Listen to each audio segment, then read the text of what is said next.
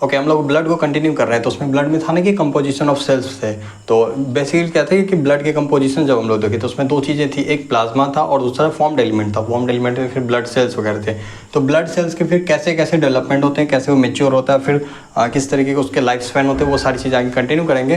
तो अभी हम लोग ने stages of development of blood cells यानी ब्लड सेल्स जो फिर जैसे आरबीसी हो गया, प्लेटलेट्स हो गया, ये सेल्स जो है जो मेच्योर सेल बनते हैं उनका जर्नी कैसा है या फिर वो कहाँ से किस तरीके से डेवलपमेंट होता है। ठीक है, तो वो पे एक प्रोसेस है, प्रॉपर स्टेप है, स्टेजेस हैं कि एक सेल मेच्योर सेल तक आने से पहले उनके कुछ स्टेजेस है, उसे देखते हैं। कोई भी ब्लड सेल्स जो है वो स्टार्ट होता है कहाँ से, उसका प्लुरिपोटेंट स्टेम सेल से। बेसिकली क्या है कि ये प्रोजेनी सेल है, यानी ये बेसिकली प्रेजेंट होता है बोन मैरो में। ओके, बोन मैरो में प्रेजेंट होता है और उसके बाद फिर वो अलग अलग डिवीजन जैसे प्लुरिपोटेंट स्टेम सेल है, एक ये फिर सब डिवाइड होता है किसे, माइलॉइड सेल में या स्टेम सेल में। ओके, माइलॉइड सेल्स या स्टेम सेल्स में, और फिर एक साइड और दूसरा ये लिम्फॉइड सेल्स। अब आ जाते हैं लोग माइलॉइड सेल, इसमें फिर सब डिवीजन होता है CFUE, CFUM और CFUGM। बेसिकली CFUE क्या है, तो Clooney forming unit E, Clooney forming unit M। ऐसे CFU का मतलब colony forming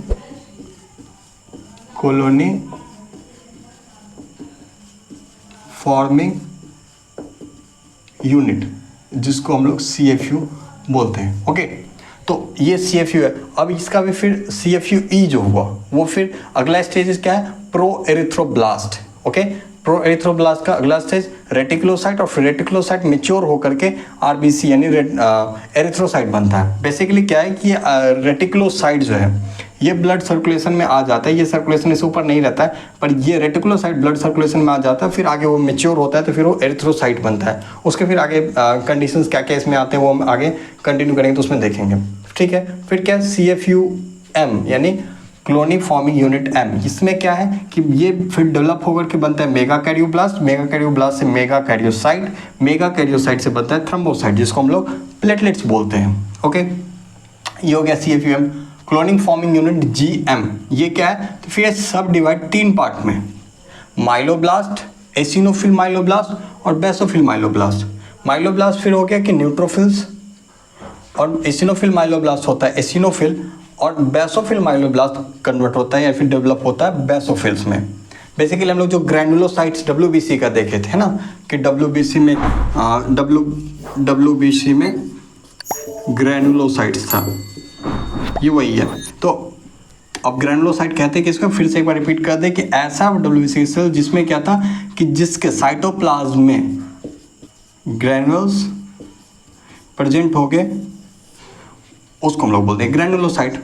neutrophil, eosinophil, basophil. Okay, तो ये सारी चीज़ें थी यहाँ पे, ये माइलॉइड सेल से बनता है। अब उसके बाद आते हैं लिम्फॉइड सेल। लिम्फॉइड सेल फिर सब डिवीजन हम लोग को मिलता है मोनोब्लास्ट और लिम्फोब्लास्ट। मोनोब्लास्ट होता है फिर ये मेच्योर होकर के बनता है मोनोसाइट, जो फिर आकर फिर मैक्रोफेज जिसको कहते हैं, और लिम्फोब्लास्ट ये है T लिम्फोब्लास्ट और B लिम्फोब्लास्ट।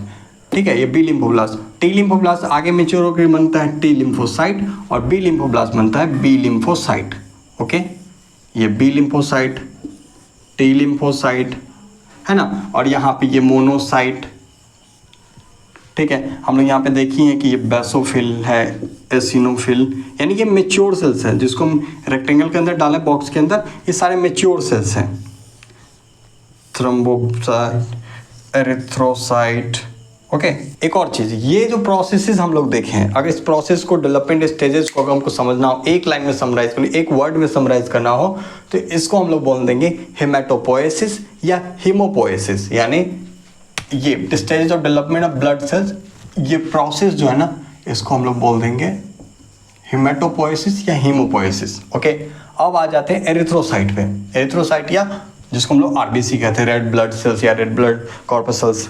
ओके, अब क्या है एरिथ्रोपोएसिस। ओके, तो जो भी ये सारे ब्लड सेल्स हैं, है तो ब्लड सेल्स ही, टोटल जितने भी सारे ब्लड सेल्स हैं, तो ब्लड सेल्स के फॉर्मेशन के प्रोसेस को हम लोग बोलेंगे हेमेटोपोएसिस, और सिर्फ सिंगल RBC ये एरिथ्रोसाइट, इसके फॉर्मेशन और मेच्योरेशन को हम लोग बोल देंगे एरिथ्रोपोएसिस।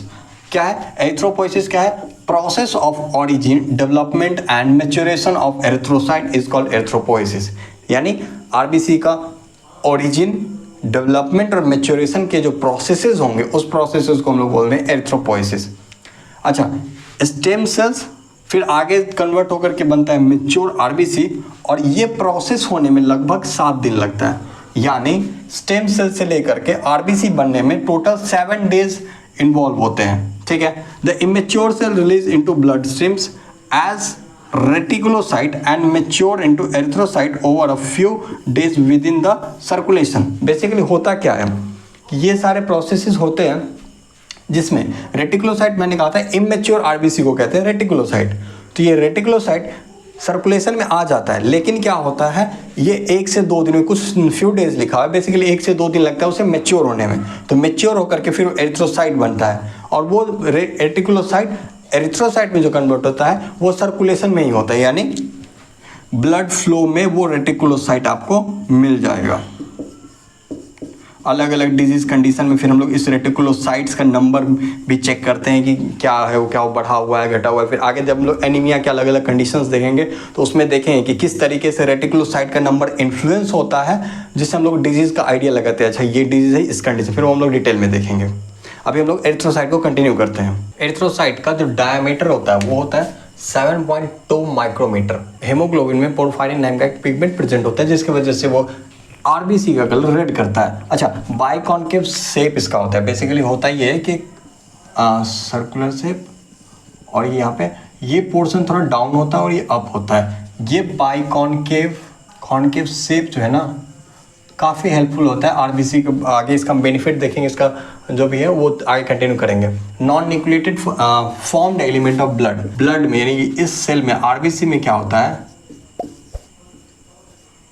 न्यूक्लियस जो होता है वो होता है एब्सेंट, नहीं होता है। ठीक है, तो इसलिए वो नॉन न्यूक्लिएटेड फॉर्म्ड एलिमेंट उसको कहते हैं। अच्छा, 99% of blood cell are RBC.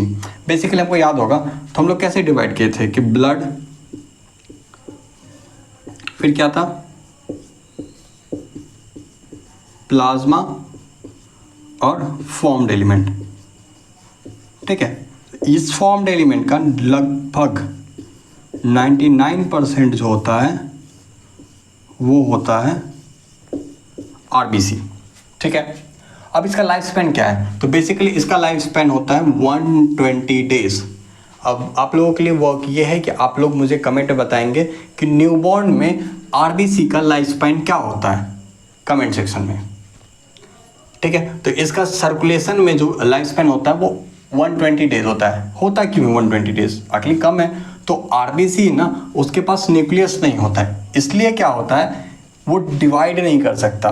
So need to be continuously replaced by new cells. Basically RBC have no nucleus, therefore it can not divide, so need to be continuously replaced by new cell. हम लोग cell cycle, cell division बहुत अच्छे से पढ़े थे, उसमें देखे थे कि एक सेल, उसमें न्यूक्लियस, और क्या होता था कि वो सेल डिवाइड तब करता था जब उसका न्यूक्लियस, यानी उस सेल में ना प्रिपरेशन होता था और 2 न्यूक्लियस बनता था, उसके बाद ही 2 नया सेल बनता था जिसका अपना अपना न्यूक्लियस होता था। अब आरबीसी में ये कंडीशन क्या है कि न्यूक्लियस ही एब्सेंट है, तो डिवीजन नहीं हो सकता है। आरबीसी में डिवीजन नहीं हो सकता है, इसलिए क्या है, उसको कंटिन्यूअसली रिप्लेस करना पड़ता है ना, रिप्लेस बाय न्यू सेल। तो क्या होता है कि इस आरबीसी में अब न्यूक्लियस है नहीं, यानी एब्सेंट है न्यूक्लियस, तो इसको करना पड़ता है रेगुलर रिप्लेसमेंट।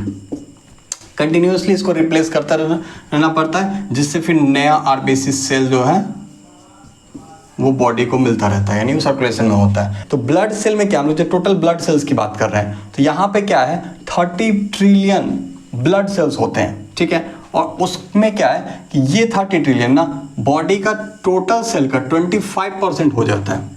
ठीक है, एक बेसिक इंफॉर्मेशन है, याद रख लीजिएगा।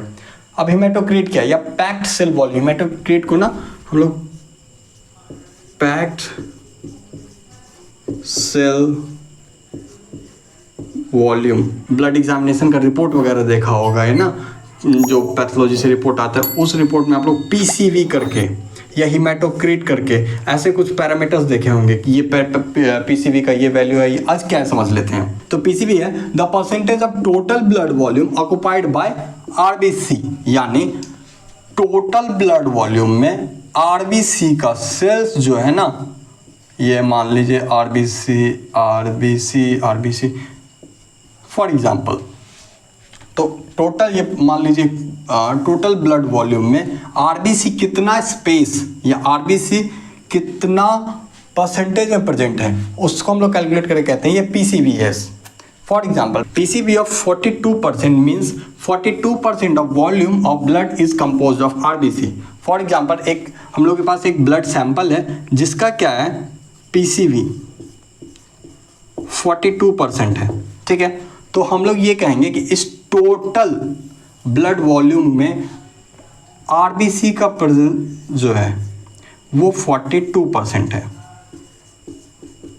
ठीक है। इसको हिमेटोक्रिट या पीसीबी कहते हैं। अब नॉर्मल पीसीबी क्या होता है, एवरेज एडल्ट मेल में 42 to 48%, अप्रॉक्सीमेटली हम लोग 45% लेते हैं, और फीमेल में 42%।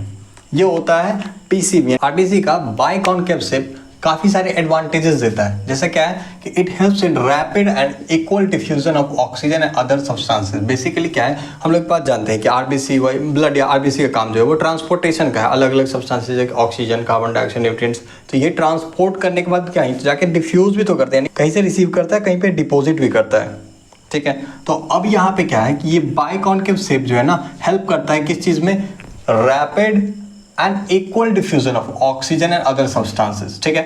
सेकंड क्या है, large surface area is provided for absorption and removal of different substances. अभी हम लोग देखे हैं ना कि आरबीसी का काम क्या है, कहीं से सब्सटेंसेस को रिसीव करता है और कहीं पे डिपॉजिट करता है। बेसिकली ट्रांसपोर्टेशन के लिए तो ये दो फंक्शन तो होता ही है। तो ये बाई कॉन्केव शेप क्या करता है, इस का surface area, okay, surface area बढ़ा देता है, ठीक है। क्योंकि होता क्या है कि अगर एक नॉर्मल सर्कुलर स्ट्रक्चर देखें तो सर्कुलर ऐसे, और बाई कॉन्केव यानी यहाँ पे क्या आ जाता है, थोड़ा सा डेप्थ आ जाता है, यानी जो कंडीशन पूरा फ्लैट सर्कुलर, इसके कंपैरिजन क्या होता है, बाई कॉन्केव में ना ज़्यादा सरफेस मिलता है, और ये ज़्यादा सरफेस एरिया क्या करता है, फिर आगे सब्सटेंसेस में का एब्जॉर्प्शन या रिमूवल के लिए वो काफ़ी हेल्पफुल हो जाता है, ठीक है। लार्ज सरफेस एरिया प्रोवाइड करता है। सेकेंड, थर्ड क्या, minimal tensor is offered on the membrane when the volume of cell alter. क्या होता है कि सेल का जो वॉल्यूम है ये डिक्रीज होता है। इससे क्या होता है, देखिए अब किसी भी सरफेस का अगर वॉल्यूम कम हो, किसी भी एक स्ट्रक्चर उसका वॉल्यूम कम होगा तो अल्टीमेटली क्या स्क्वीज करेगा, यानी वो उसमें क्या होगा, टेंशन, सरफेस टेंशन, उसका टेंशन जो होगा वो बढ़ जाएगा। लेकिन बाई कॉन्केव शेप क्या करता है, उस टेंशन अगर फॉर एग्जांपल एक इमेजिनरी नंबर ले लें कि अगर एक सर्कुलर फ्लैट सर्कुलर स्ट्रक्चर है उसमें अगर वॉल्यूम कम हो रहा है तो उसका अगर टेंशन अगर 50% इंक्रीज हो रहा है ना, तो इस बाई कॉन्केव के वजह से, ये इमेजिनरी नंबर है फिर से बता रहे हैं, 50% की जगह वो 25 या 30% मान लेते हैं कि 30% ही इंक्रीज होता है, ठीक है। एग्जाम्पल के लिए समझने के लिए था ये, okay. Because of by concave shape while passing through the minute capillaries, RBC squeeze through the capillaries very easily without getting damage। अब हम लोग जानते हैं कि कैपिलरीज का डायमीटर काफ़ी कम होता है, और उस काफ़ी कम वाले डायमीटर से क्या होता है, इसको निकलना होता है। आरबीसी अगर निकला तो क्या होता है, ये स्क्वीज होकर के, यानी नॉर्मल स्ट्रक्चर से थोड़ा सा ऐसे अगर हो गया थोड़ी देर के लिए, ठीक है, तो स्क्वीज होकर के यहाँ से निकल जाता है। और क्या है, इस स्क्वीज होने की वजह से डैमेज नहीं होता है, ठीक है। ये बाई कॉन्केव शेप स्ट्रक्चर इसको ये सारे एडवांटेजेस प्रोवाइड करते हैं। अब क्या है कि साइट्स ऑफ एरिथ्रोपोएसिस, यानी अलग अलग टाइम में एरिथ्रोपोएसिस यानी आरबीसी का फॉर्मेशन कहाँ कहाँ होता है, ठीक है। अब हम लोग पहला देख लेते हैं, मेसोब्लास्टिक स्टेज। पहला स्टेज क्या, मेसोब्लास्टिक स्टेज। ये कब होता है, तो first 2 month of intrauterine life, IUL यानी इंट्रा यूट्राइन लाइफ, ठीक है। तो first 2 month of intrauterine life RBC produced by mesenchyme of yolk sac. Yolk sac का जो मेसेनकाइम होता है ना, ये पहले 2 मंथ में आरबीसी का प्रोडक्शन करता है। उसके बाद क्या होता है, सेकेंड स्टेज आ जाता है हिपैटिक स्टेज, ठीक है। हिपैटिक स्टेज क्या है, तो फ्रॉम 3rd मंथ, ठीक है, तो यानी पहला 2 मंथ तो ये कर रहा है, ठीक है, अब 2 प्लस यानी तीसरे मंथ से क्या करता है, तो from 3rd month of intrauterine life liver is the main organ that produces RBCs, ठीक है। तो क्या होता है, लिवर मेन ऑर्गन बन जाता है जो आरबीसी प्रोड्यूस करता है। इसके अलावा spleen and lymphoid organs are also involve in erythropoiesis, यानी 3rd मंथ से क्या है, लिवर तो इन्वॉल्व होता ही है ना, ये लिवर तो इन्वॉल्व होता है, मेन ऑर्गन बन जाता है। इसके अलावा स्प्लीन और लिम्फॉइड ऑर्गन भी इन्वॉल्व होते हैं एरिथ्रोपोएसिस में, आरबीसी के फॉर्मेशन में। लास्ट 3 मंथ यानी इस 3 मंथ को ऐसे मान लीजिए 3 to 6 मंथ और इसको 6 to 9 मंथ, ओके। तो लास्ट के 3 मंथ यानी 6 महीने से लेकर के 9 महीने तक क्या होता है, last 3 month of intrauterine life RBC are produce from red bone marrow and liver, ठीक है। तो लास्ट के 3 मंथ में क्या होता है, यानी 6 से 9 महीने में कि लिवर से प्रोड्यूस होता है फ्रॉम रेड बोन मैरो और लिवर, यानी रेड बोन मैरो से यहाँ पे बनना स्टार्ट हो गया है। अप टू 20 ईयर्स यानी 20 साल तक फिर क्या होता है, यानी बर्थ ऐसे ले लो कि बर्थ से लेकर के अप टू 20 ईयर्स, यहाँ क्या होता है, RBC are produce from red bone marrow of all bones, यानी long bones and all flat bones. Long bones और सारे फ्लैट बोन्स के जो बोन मैरो हैं वहाँ पे जो है से आरबीसी का प्रोडक्शन होता है। अप टू 20 ईयर्स यानी 20 साल तक के एज तक, बर्थ से लेकर के हम लोग 20 साल तक की बात कर रहे हैं। तो 20 ईयर्स के बाद क्या होता है, तो बेसिकली क्या होता है, the shaft of the long bones become yellow bone marrow because of fat deposition and losses of the एरिथ्रोपोएटिक function, ठीक है। तो होता क्या, पहले देखिए कि अगर एक लॉन्ग बोन मैरो बना है, ठीक है, फॉर एग्जाम्पल एक हम लोग इमेजिन कर रहे हैं कि एक long bone marrow, okay,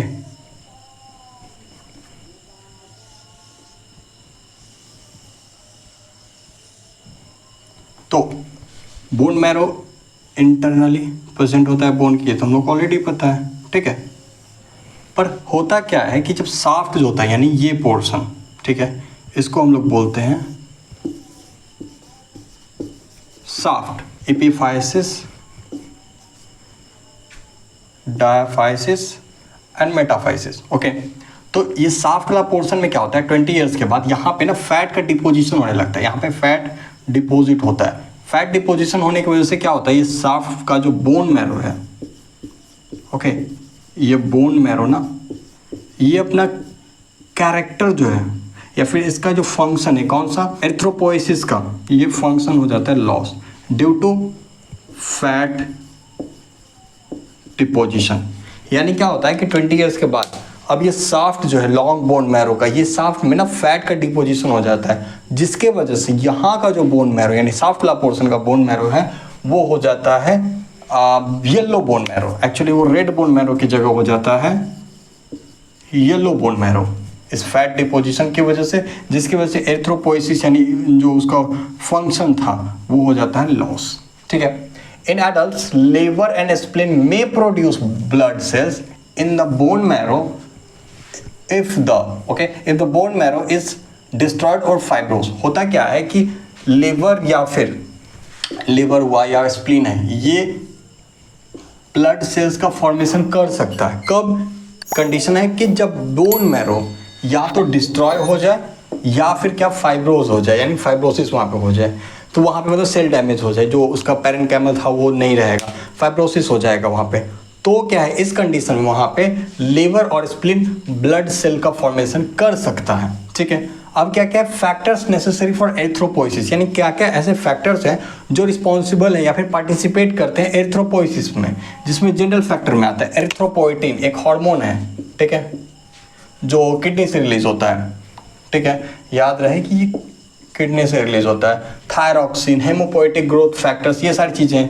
maturation factor क्या क्या है जो मेच्योर करने में हेल्प करता है, vitamin B12, castle intrinsic factor, folic acid, basically क्या है, विटामिन B12, अब इसको जो है एब्जॉर्ब करवाने में यहाँ ये कैसल इंट्रिंसिक फैक्टर पार्टिसिपेट करता है और ये क्या करवाता है, मेच्योर करवाता है, यानी एक दूसरे के लिए हेल्प करता है। तो maturation factor necessary for haemoglobin formation. अब हीमोग्लोबिन के फॉर्मेशन के लिए क्या क्या चीज़ें रिस्पॉन्सिबल है या क्या क्या चीज़ जरूरत है, तो प्रोटीन या एमिनो एसिड। अब ये प्रोटीन एमिनो एसिड क्यों चाहिए, तो ग्लोबुलिन, हम लोग जानते हैं हीमोग्लोबिन, हम लोग जब हीमोग्लोबिन के अच्छे से देखेंगे तो वहाँ पता चलेगा कि दो चीज़ें, एक तो हीम और प्लस ग्लोबिन। अब ये ग्लोबिन क्या है ना, ये हीम होता है आयरन वाला पोर्शन, ओके, ये हीम होता है आयरन वाला पोर्शन और ये ग्लोबिन जो होता है ना, ये होता है प्रोटीन चेन, यानी प्रोटीन ही होता है, ठीक है।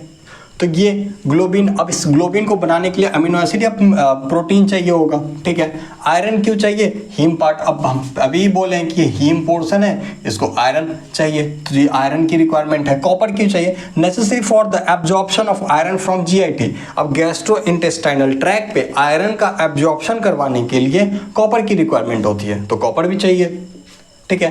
कोबाल्ट और निकल क्यों चाहिए, तो these metals are essential for utilization of iron during haemoglobin formation.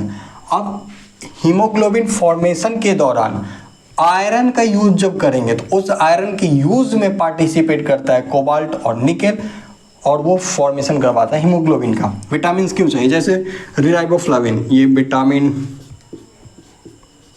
B2, nicotinic acid, vitamin B3, pyridoxine, vitamin B6, okay. तो विटामिन जैसे क्या, राइबोफ्लाविन चाहिए, निकोटिनिक एसिड चाहिए, पायरिडॉक्सिन चाहिए, नाम जिनके लिए vitamin B2, vitamin B3, vitamin B6, ये क्यों चाहिए, are essential for formation, haemoglobin formation. अब हीमोग्लोबिन के फॉर्मेशन के लिए ना ये सारी चीज़ें रिक्वायर्ड होती है। अब होता क्या है, यानी एरिथ्रोपोइसिस एक प्रोसेस है जो होता क्या है, ठीक है। बॉडी में होता है हाइपोक्सिया, ये हाइपोक्सिया सेंस करता है किडनी। अगर किडनी को पता चलता है कि बॉडी में हाइपोक्सिया, तो वहां से रिलीज होता है, किडनी रिलीज करता है एरिथ्रोपोएटिन हार्मोन। ये एरिथ्रोपोएटिन हार्मोन क्या करता है, बोन मैरो पे काम करता है। अब ये बोन मैरो क्या करता है, एरिथ्रोब्लास्ट, प्रो एरिथ्रोब्लास्ट का प्रोडक्शन बढ़ा देता है। प्रो एरिथ्रोब्लास्ट के बाद क्या होता है, रेटिकुलोसाइट बनता है, यानी प्रो एरिथ्रोब्लास्ट मेच्योर होकर के, प्रो एरिथ्रोब्लास्ट मेच्योर होकर के बनाता है रेटिकुलोसाइट। अब ये रेटिकुलोसाइट ब्लड सर्कुलेशन में आता है और फिर ये मेच्योर होकर के बनता है क्या है, एरिथ्रोसाइट, जिसको हम लोग बोलते हैं RBC। यानी हाइपोक्सिया हुआ, यानी ब्लड में ऑक्सीजन की कमी हुई, बॉडी में ऑक्सीजन की कमी हुई, फिर ये चीजें किडनी सेंस किया, फिर क्या, किडनी रिलीज किया एरिथ्रोपोएटिन बोन मैरो पे जाके काम किया और फिर वो बोन मैरो क्या क्या, प्रो एरिथ्रोब्लास्ट का प्रोडक्शन बढ़ा दिया। प्रो एरिथ्रोब्लास्ट का प्रोडक्शन बढ़ाया, जिससे क्या हुआ, अल्टीमेटली रेटिकुलोसाइट का नंबर बढ़ा। अब रेटिकुलोसाइट का नंबर बढ़ा तो वो मेच्योर हुआ, तो फिर ऐसे ही प्रो एरिथ्रोब्लास्ट मेच्योर होकर रेटिकुलोसाइट मेच्योर होकर एरिथ्रोसाइट, यानी हम लोग को RBC चाहिए, वो RBC मिल गया। और इन्हीं सारी चीज़ों में ये सारे फैक्टर इन्वॉल्व होते हैं, जिसको हम लोग अभी डिटेल में देखे हैं। आई होप आप लोगों का ये क्लियर हो गया होगा। लेक्चर पसंद आया हो तो लाइक करें, चैनल को सब्सक्राइब करें, कमेंट करें और ज़्यादा से ज़्यादा शेयर करें। धन्यवाद, मिलते हैं नेक्स्ट क्लास में।